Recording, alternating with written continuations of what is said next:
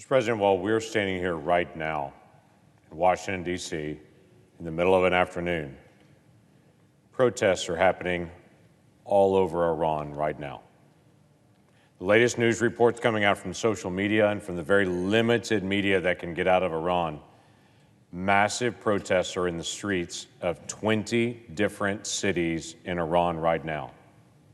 The latest count is 9 people have been killed in those protests by Iranian forces trying to be able to shut down the protests that are now breaking out all over the country, including, by the way, protests in Tehran. What's going on? This has been a simmering issue for a long time in Iran. And as I have stated several times on this floor and in committee hearings, our opposition with Iran is not with the Iranian people. The Iranian people live in oppression underneath the Iranian regime, which pushes their thumb down on them and limits their progress in the world and in their own country. The spark of this latest group of protests that are happening in the streets all over Iran is a young lady who was murdered in police custody in Iran named Mahsa Amini. Mahsa Amini, 22-year-old Iranian woman, died in custody because she broke Iran's hijab law. In other words, she wasn't wearing her head covering, and so, brace yourself, the morality police arrested her. The morality police in Iran detained her, where she was apparently beaten to death while she was in prison.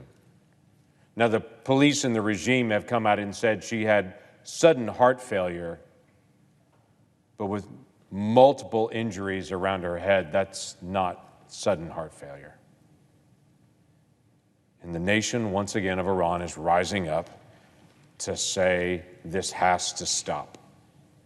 Americans would be surprised at the number of social media posts that are getting out of Iran right now, where large crowds are gathering in cities, tearing down the pictures of the Ayatollah and chanting in the streets of Tehran, "Death to the dictator."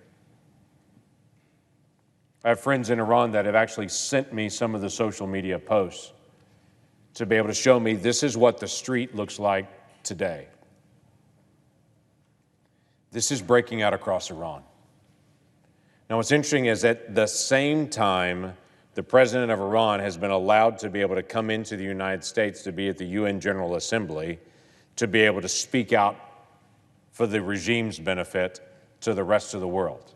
It will be a remarkable side-by-side of what's happening in Iran on the streets right now and the Iranian leadership at the UN General Assembly. At this same moment as well, Iran is working with Russia and has delivered hundreds of unmanned aerial vehicles that are weaponized, little kamikaze drones that are literally taking out Ukrainian artillery right now in the field in Ukraine. Because the Iranians haven't just supplied these weaponized drones to Russia, they brought Russian leaders into Iran to be able to train them on how to be able to attack Ukraine with these weapons. Right now, as well, the Russians are calling up additional reservists to be able to fight the Ukrainians and to be able to continue to take the fight to them. Protests are also erupting in Russia right now from Russian moms that are furious that their husbands and their sons are being called up to be able to fight in Ukraine to replace the thousands of casualties that Russia has suffered in Ukraine. Now, why do I connect the dots on all of these? What's happening in Iran on the streets? What's happening on the streets in Russia? What's happening right now in Ukraine? Because in the middle of that moment internationally that's happening, the United States government has partnered with Russian diplomats to negotiate with Iran a restart of the nuclear deal with them. I can't make this up. So the United States is using Russia as its proxy to negotiate with Iran to be able to restart a nuclear negotiation with them. Listen, the JCPOA, this nuclear deal, as it's commonly called, that was put in place in 2015, was then set aside to say it is not accomplishing its purposes. In 2015, when it was put in place, let's just review real quick what happened in the days after that. Planefuls, literal planefuls with pallets loaded with cash were sent to Iran as soon as this deal was signed. It was a government suddenly flushed with cash. How did that regime use that cash? They bought munitions to be able to fight against Americans in Iraq. From 2015 to 2017, that period immediately after the JCPOA was signed and planefuls of cash were sent to them, munitions fired against American troops in Iraq increased 341%. During that same time period, terrorist incidents increased 183%. There were 58 incidents involving Iranian vessels in the Gulf that put American troops at risk. Iran used its money not to be able to help the Iranian people, but to attack us and to attack our allies. Our nation withdrew from this nuclear negotiation 4 years ago.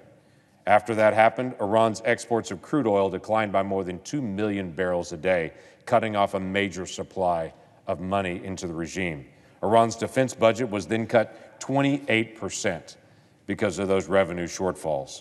Iran's currency lost 70% of its value as the pressure was applied to Iran to actually join into nations around the world, to actually become a nation like the rest of the world.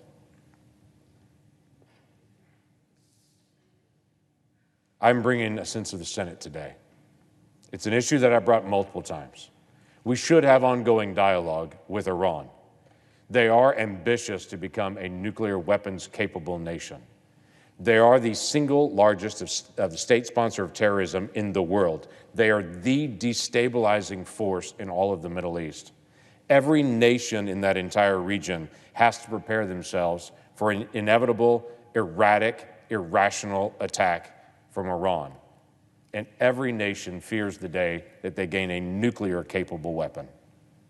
But the gaps in the nuclear negotiations are large. Let me list some of them. The nuclear negotiation excludes any conversation about their terrorist activities. It's just simply not limiting their terrorist activities, just limiting their nuclear capability. They're building long-range weapons capable of carrying a nuclear weapon. Why would you need to build a long-range heavy missile unless you're carrying a nuclear tip? The two are connected. Their terrorist activities, their missile ambitions, and their nuclear ambitions. We should connect those in all of our relationships. My amendment and my sense of the Senate that I'm bringing is very clear today. One is to acknowledge what we all know is actually happening. The second is to say we can't have any kind of sanctions relief, especially preemptively in negotiation on lifting any of the petroleum sales coming out of Iran.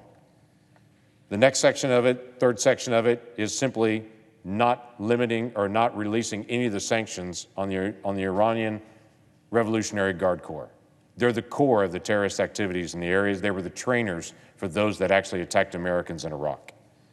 We should not lift sanctions on them. The fourth on this is not providing relief to the financial institutions in Iran so that they can continue to extend their terrorist activities and their financial activities behind the scenes. The goal of this is to be able to put pressure on the regime, but to protect the Iranian people as much as possible.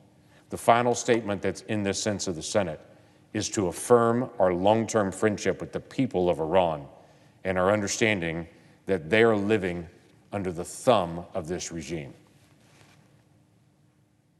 My friend that I had mentioned before, that is from Iran, has reached out to me in the last 24 hours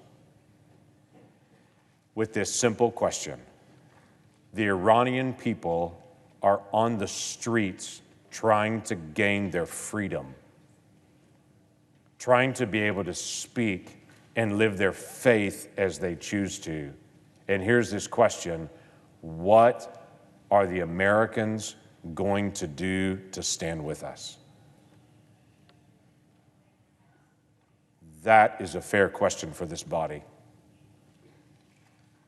The Iranian people that are begging for their own freedom